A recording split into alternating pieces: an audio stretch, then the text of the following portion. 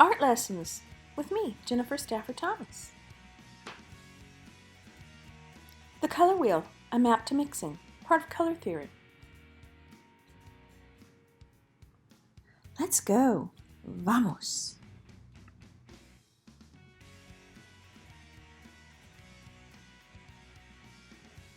How do you read the color wheel?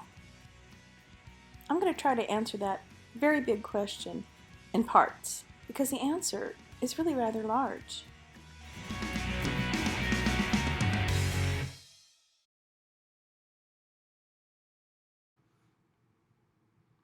So how do you read the color wheel? Now don't get all afraid because there's lots and lots of stuff on this chart, because there's many things. But once you get to know it, it's really easy and it makes brilliant sense. We read the color wheel for primary colors, secondary colors, tertiary colors, color schemes, color harmonies. Tones, tints, and shades are not on there, but sometimes on very, very fancy color wheels they are. And neutrals and what they do.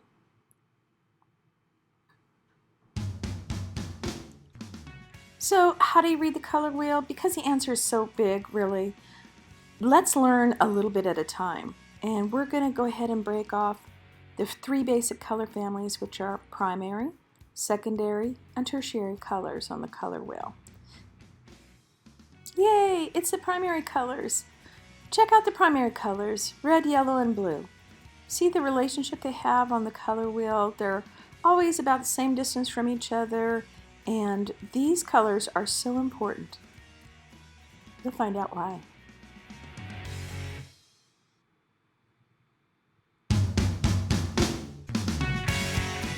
I'm going to start you with a little bit of vocabulary, because I think vocabulary is so important in expressing ourselves and really understanding concepts. So here we go. And I like a little bilingualism or a little bit of root origin in our words. So we're going to start with primary. Think in Spanish or in Latin. The root is primero, which simply means first. How easy is that?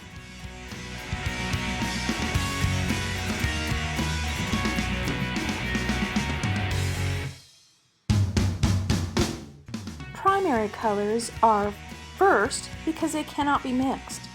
In other words, you cannot take two or more colors and mix them together to create a red, a yellow, or a blue.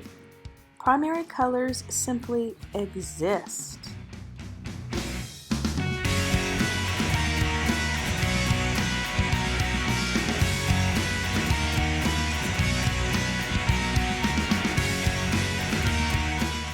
You see primary colors being used in many places, especially when it comes to comic books and other graphic novels and other things that really wants to command your attention, because a combination of red, yellow, and blue, the primary colors, is so powerful. It's dynamic and it's cheerful too. And if you look at these comics of Wonder Woman and Superman, you can see how they really stand out. A lot of things for younger people and kids are done in red, yellow, and blue. Well, grown-ups like comics too. What am I saying? Here's the mighty THOR and Supergirl. Do you recognize the color scheme? Is it red, yellow, and blue? Then it's primary. Here is Japanese anime. This is Sailor Moon, and she's very, very famous, and she's been around for many years. And if you don't know who Sonic the Hedgehog is, well, now you do. Okay, so both of these characters have something in common. Can you tell what it is? Yep, the primary colors, exactly. The primary colors simply exist.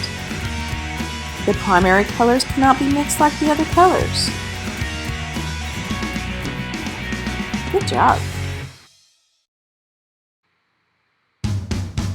A color wheel helps us to mix colors.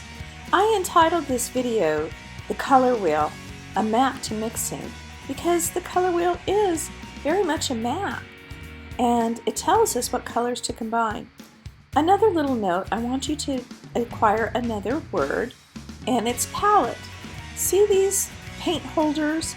They are called palettes. Now usually the palettes that have the hole in it is for a person's thumb to go in. those are used for mostly oil paints, sometimes acrylics. And the palette on the top right would be used for gouache, it's a very special kind of paint, watercolor, and acrylics too. The secondary colors. The secondary colors are mixed by combining the primaries. So your secondary colors are orange, green, and violet. Some people call it purple, and there's a little bit of debate, but I was taught to call it violet, and that's what I'm going to continue to do. Violet in English is violeta in Spanish.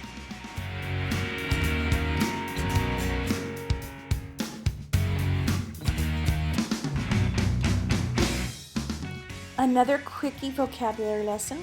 Secondary. Think in Spanish or in Latin if you know Latin. If you know Spanish, you know some Latin base. Secondary, think second. Como secundario, right?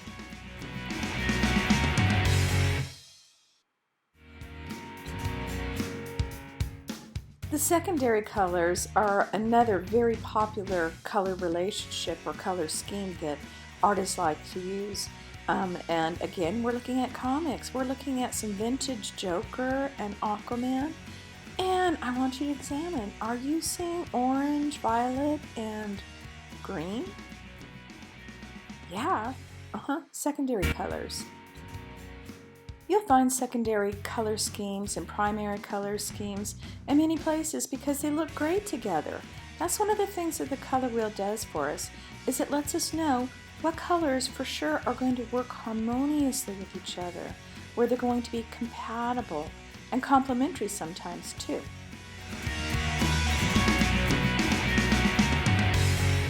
The color wheel, a map to mixing.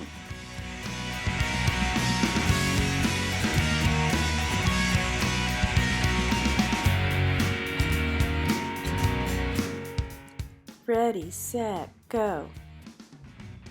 In order to mix our secondary colors, we have to have the primary colors. They're kind of like the mother colors, right? They're the first. So we're going to mix the violet, so we need red, and we need blue. And that's going to equal violet, because violet is in between the red and the blue.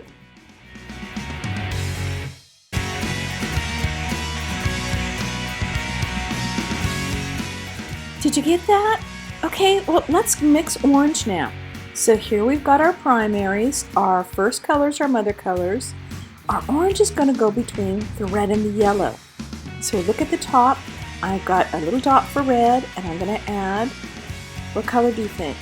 Yellow, right. And that is going to equal orange. And this is how my diagram is going to show you.